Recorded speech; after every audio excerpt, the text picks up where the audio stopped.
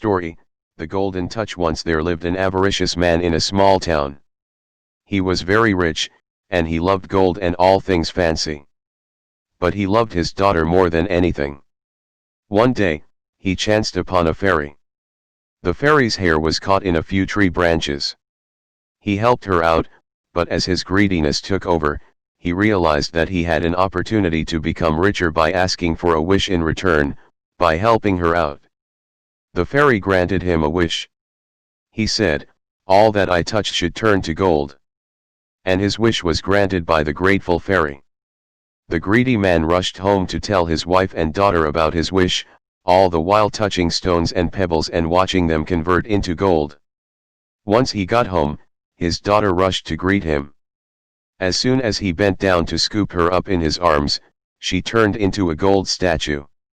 He was devastated and started crying and trying to bring his daughter back to life. He realized his folly and spent the rest of his days searching for the fairy to take away his wish. It's the time to know the moral of the story: greed will always lead to downfall.